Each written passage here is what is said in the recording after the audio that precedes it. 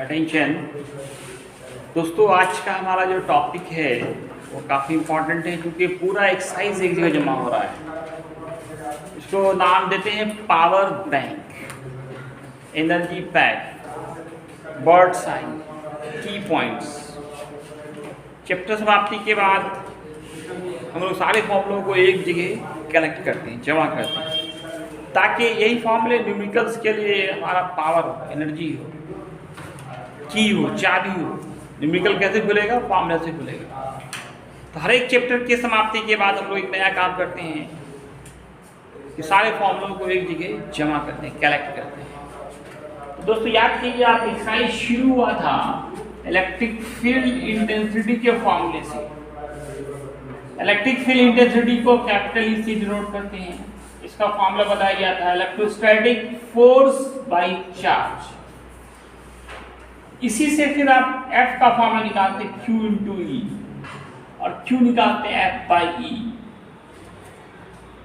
एक जादू वाला क्वेश्चन आपको याद है कि मैंने कहा था एक ऑब्जेक्ट है वो हवा में लटक रहा है बिना रस्सी खुट्टा खंभा के, तो उस पर चार्ज निकालना रहता है, कभी उसका मास निकालना होता है।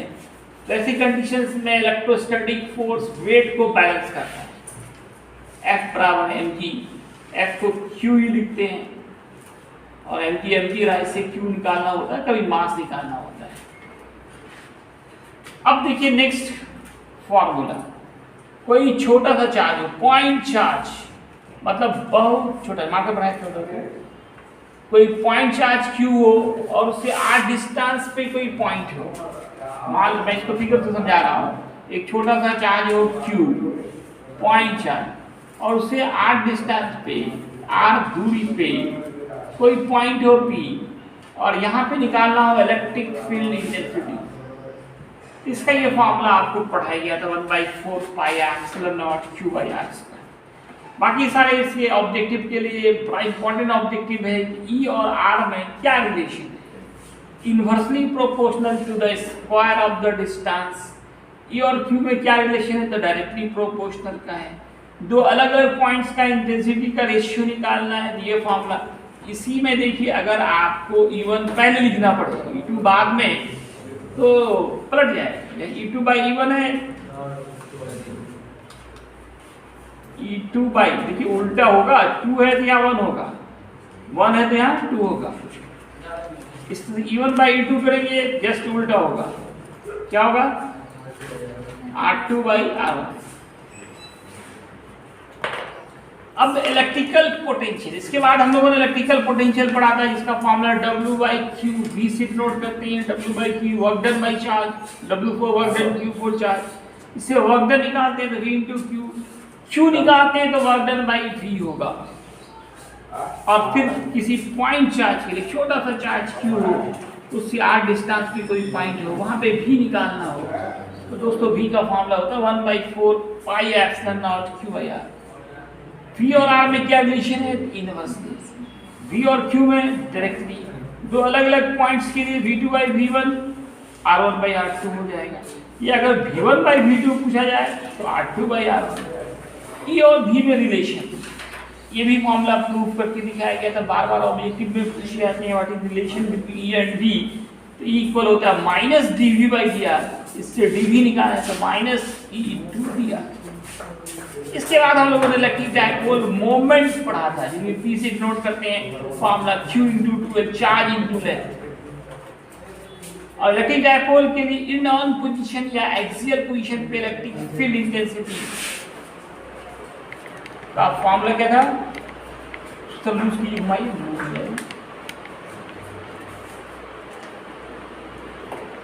VE for in down position, in down position पे पोटेंशियल या एक्सियल पोजीशन पे जो पोटेंशियल है 1/4 pi epsilon naught P by r square. जब पॉइंट एक्सिस पर हो उसका नाम था इन डाउन पोजीशन, एक्सियल पोजीशन, उस पे ये फॉर्मूला आया था। फिर ब्रॉड डाउन पोजीशन, जिसको इक्वेटोरियल पोजीशन भी कहते हैं, उस पे 0 था पोटेंशियल। एनीवेयर कंडीशंस में formula 1/4 pi epsilon naught P cos theta by r square. ये सारे फॉर्मूले प्रूफ करके दिखाए जा चुके हैं। V और R में क्या रिलेशन है? V किसी इलेक्ट्रिक डायपोल के लिए V और R में क्या रिलेशन है, इनवर्सली पाई है, inversely proportional to the square of the distance. V और P में डायरेक्टली है। दो अलग अलग पॉइंट्स के लिए V2/V1 R1/R2 का होल स्क्वायर होगा। उल्टा करना हो तो फिर यहाँ पलट दें, V1/V2 R2/R1 का whole square.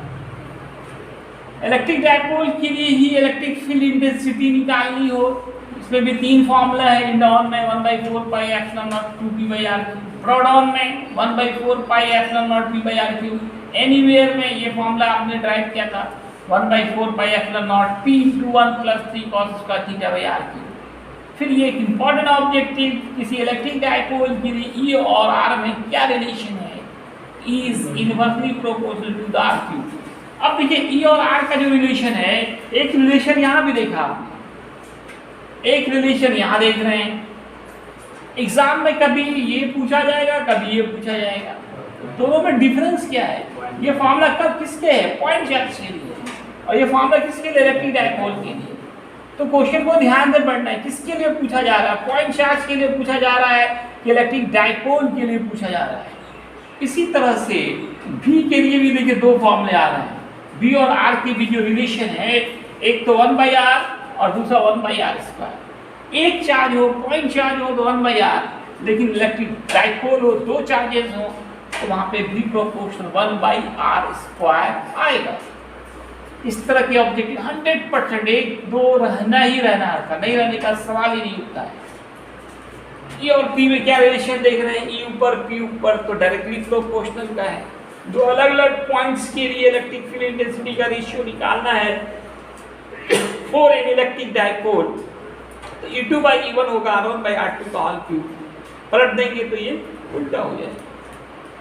In on position और ब्रॉड ऑन पोजीशन पे रेशियो क्या होगा, या इनके बीच क्या रिलेशन है, तो E इन ऑन जो है ब्रॉड ऑन का जस्ट डबल होता है, या ब्रॉड ऑन में इन ऑन का आधा होता है। टॉर्क का formula, torque on electric dipole like external electric field, ये फॉर्मूला काफी important formula, P sin theta. और मैक्सिमम टॉर्क के लिए सिर्फ P लिखते हैं। मैक्सिमम कब होगा, जब साइन का मान मैक्सिमम हो, और साइन का मैक्सिमम वैल्यू 1 होता है, इसलिए वहां से P आया। और potential energy stored in electric dipole, इसका फॉर्मूला हम लोगों ने ड्राइव किया था, T cos θ1 - cos θ2। दो चार्ज सिस्टम का पोटेंशियल एनर्जी का फॉर्मूला, दो चार्ज, ये तो कल ही आपको पढ़ाए गए थे। अगर दो चार्जेस हो, एक Q1 दूसरा Q2, बीच की दूरी R हो, उसके अंदर की पोटेंशियल एनर्जी का formula 1/4 pi epsilon not Q1 Q2/R। और कल ही आपने पढ़ा था कि कोई एक पॉइंट हो, बहुत सारे चार्जेस के लिए पोटेंशियल निकालना हो, तो उसमें कोई टेंशन नहीं है, सबके लिए अलग अलग पोटेंशियल निकाल के जोड़ देना है। इंटेंसिटी निकालनी हो तो सबके लिए अलग अलग इलेक्ट्रिक फील्ड इंटेंसिटी निकालकर वेक्टर फॉर्म में निकालना है। इंटेंसिटी वेक्टर क्वांटिटी, वहाँ पे थोड़ा आपको ज़्यादा होशियार रहता है, वहाँ पे वेक्टर लगाने हैं। अगर दो ही हो तो E1 + E2 वेक्टर करेंगे, और इसका मान निकालने के लिए यही वेक्टर वाला जो formula A² + B² + 2AB cos θ, उसको पुट करेंगे। A की जगह फिर E1 और B की जगह फिर E2 पुट करेंगे। सेम डायरेक्शन में इलेक्ट्रिक फील्ड इंटेंसिटी निकालने के लिए, नेट इंटेंसिटी निकालने के लिए जोड़ेंगे, अपोजिट पे माइनस करेंगे। परपेंडिकुलर हो तो √E1² + E2² करेंगे। और फिर किसी सर्कुलर चार्ज रिंग के लिए,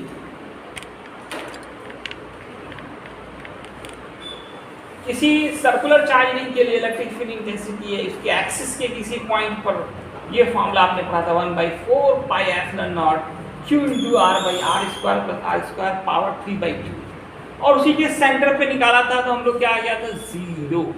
किसी भी सर्कुलर चार्ज रिंग के सेंटर पे इलेक्ट्रिक फील्ड इंटेंसिटी का मान है, या हमेशा फिक्स है, ये 0 ही होगा। इस तरह से ये चैप्टर आपका फिनिश हो गया। अब आपको इसे न्यूमेरिकल्स बनाना है, तो न्यूमेरिकल्स देखिए एम करीब के हिसाब से आपका 4 चैप्टर हुआ है, आप एक चैप्टर पढ़े हैं।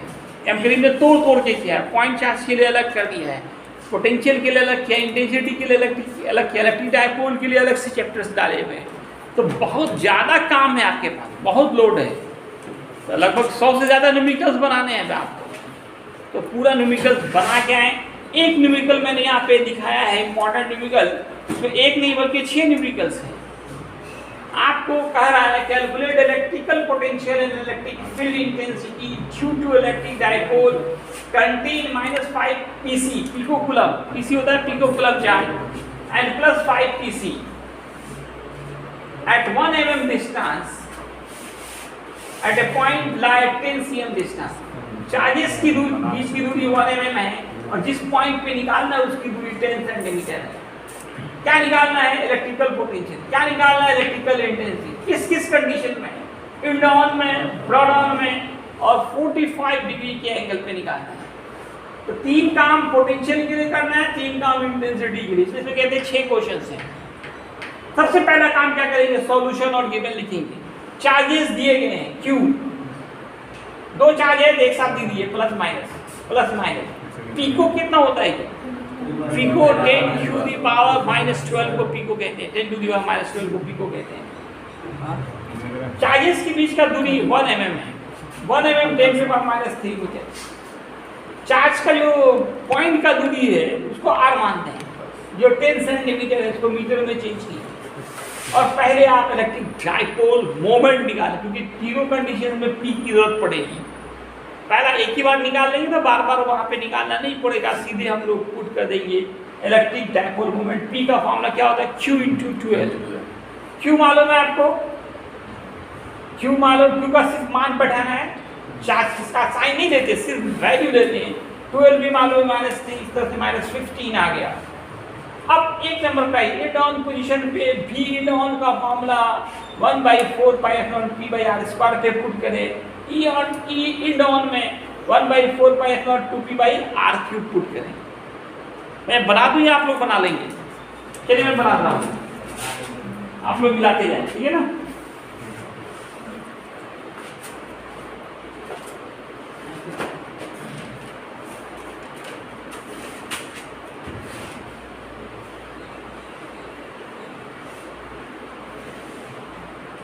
सबसे पहला काम आपने इलेक्ट्रिक डाइपोल मोमेंट निकाल लिया है। अब काम आपका आसान हो जाएगा।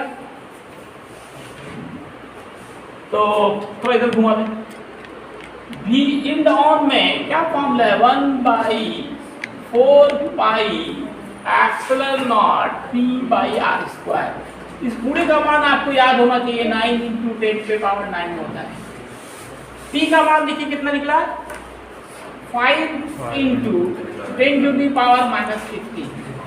R कितना है दोस्तों? R दूरी 10 पे पावर माइनस कितना ही? -1 है ना? -1 इस पे स्क्वायर करें। 9 5 जा 45, 10 पे पावर 9 -15, ये -1 × 2 -2, ये -6 बेटा, ये 15 में से 9 +2, 45 × 10 टू दी पावर -4 वोल्ट। इसका यूनिट भी डालें। एक आंसर आ गया हमारा। फिर E डाउन निकालना है, 1/4πε0 2p/r³। इसका मान पुट करें, 2 रखें, P का मान पुट करें। P का मान कितना है? 5 × 10 टू दी पावर -15। R का मान पुट करें, -1। पावर कितना है? 3, 5 2 जा 10, 90 हो गया। 5 2 जा 10, 90 हो गया ना? 10 पे 9 -15, ये -3 होगा। -6 + 3 -3। इसका यूनिट आप वोल्ट पर मीटर डाल सकते हैं या न्यूटन पर कूलम, जो डालना वो डालिए। एक नंबर 1। दूसरा, at broad on position. At broad on position दोस्तों, इसी का दूसरा नाम इक्वाटोरियल पोजीशन बोलते हैं। इक्वाटोरियल पोजीशन बोलते हैं। ब्रॉड ऑन पोजीशन पे आपने पढ़ा ना, 0 होता है तो कुछ करना ही नहीं, डायरेक्ट 0 कर दीजिए। और ई ब्रॉड ऑन, देखिए ई ब्रॉड ऑन जो है, ई इंड ऑन का आधा होता है, जब हम इतना इनोव निकाल चुके हैं फिर से क्यों निकालें, इसका आधा कर दें, दिमाग लगाइए। बाई 2 90 इंटू 10 के पावर -3 बाई 2 45 इंटू 10 के पावर -3 न्यूटन पर कूलम, इतना ये वोल्ट हो गया। तीसरा एट थीटा कितना करा 45 डिग्री, भी का फॉर्मूला बैठाए 1/4 pi epsilon naught p cos 45 by r square. cos theta है, यहाँ पे थीटा मान मैंने, अच्छा चलो अब मान यहाँ पर p का मान p कितना निकला तो वहाँ पे देखो p का मान कितना है, बोलो ना जी 5 into 10 to the power -50 cos 45 by r -1 45 9 minus 15 minus 6 1 by root 2 और 10 to the power -2 45 by root 2 -4। इसमें यहाँ पे हम तो कहते हैं हर का परिमेयकरण कर दिए, पढ़े हैं रूट 2 से ऊपर नीचे गुणा कीजिए, नीचे रूट है ना तो टेंशन देता है, इसको हटाने के लिए क्या करते हैं रूट 2 से ऊपर नीचे दोनों मल्टीप्लाई किया तो 45 रूट 2 10 के पावर -4 नीचे रूट 2 इंटू 2 दैट इज 2, इतना वोल्ट कर दीजिए।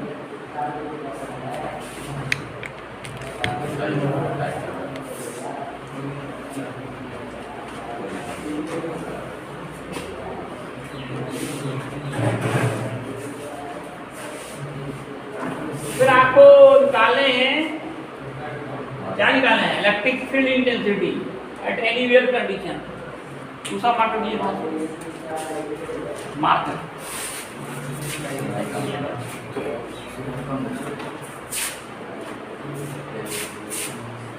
तो एनीवेयर कंडीशंस में electric field intensity 1/4 pi epsilon naught p into 1 + 3 cos square theta और होल पे बाई r क्यूब, लंबा फॉर्मूला है।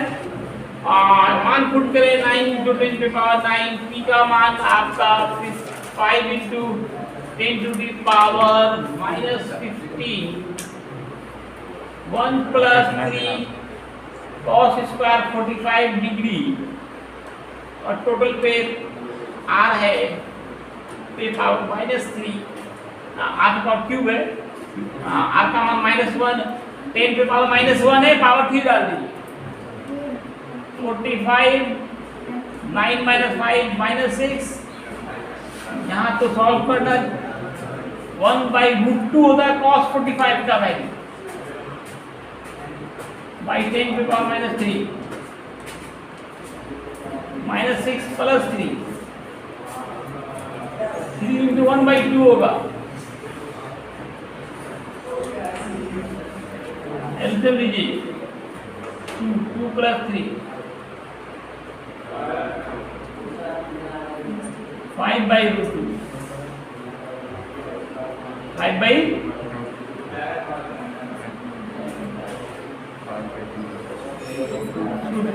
2.5 हो सकते हैं 45 into 2.5 into 10 पे पावर -3 यूनिट न्यूटन पर कूलम या वोल्ट पर मीटर दे सकते हैं। ये एक साथ 3 न्यूमेरिकल्स थे। इस तरह के न्यूमेरिकल बड़े बड़े बुक्स के अंदर बनाइए, मेहनत कीजिए, प्रैक्टिस कीजिए, न्यूमेरिकल प्रैक्टिस कीजिए। आगे आप पूरा करिए।